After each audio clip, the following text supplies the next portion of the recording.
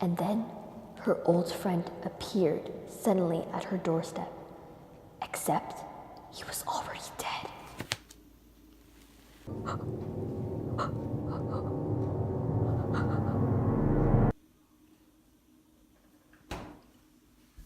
Morning. Let me guess. Another nightmare? Oh, I don't get nightmares. I actually don't even get scared. That's so. What in the hell? Fear isn't a bad thing. It just means you have a good imagination. I'm not scared. I just wanted a snack. Okay.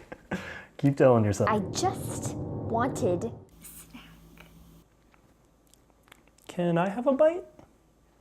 You know you can't, silly.